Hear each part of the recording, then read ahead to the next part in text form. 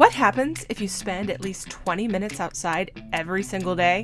In 2017, I set out to find out. Welcome to the Humans Outside Weekly Diary, where I tell you my own lessons from a life spent outside. What did I do and learn while going outside this week? That and this week's Real Outdoor Hero, up next.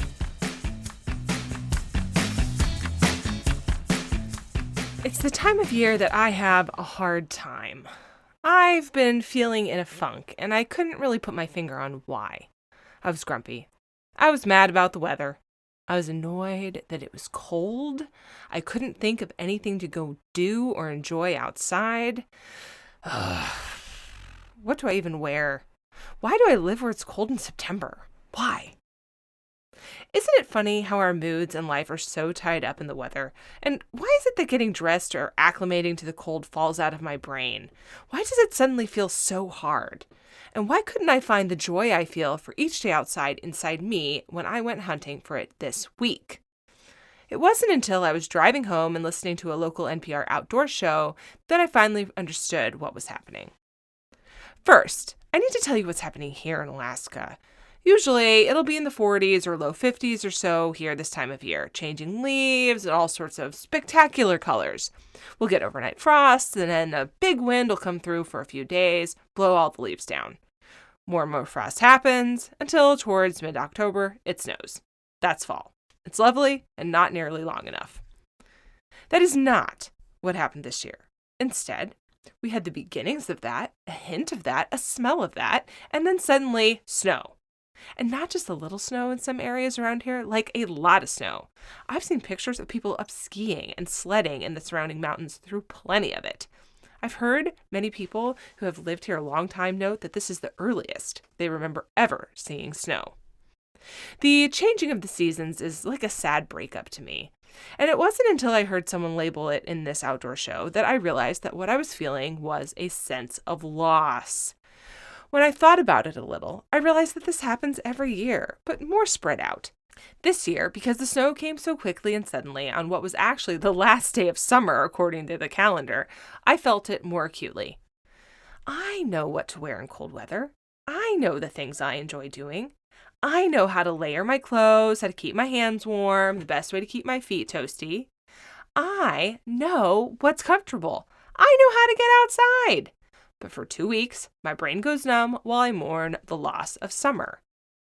I confessed some of this to one of my daily photos, and I got a little roasted on social media for it.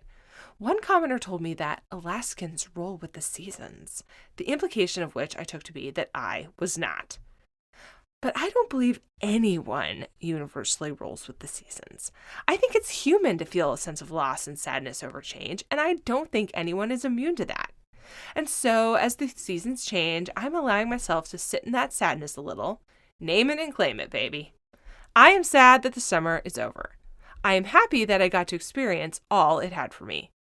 Winter will be great in other ways, but for right now, in this moment, I am acknowledging that I miss the sun and the warmth, and that's okay.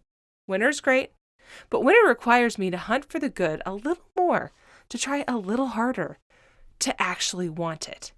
And I am determined to get there. But for right now, I'm sitting in this.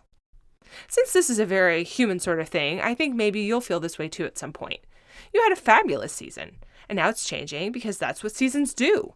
You miss those things. You're open to embracing different things, but let's not rush there. Let's not pretend that saying, hey, I miss the things that were, is a problem. And that's true with outdoor life. It's true with indoor life. It's true with everything.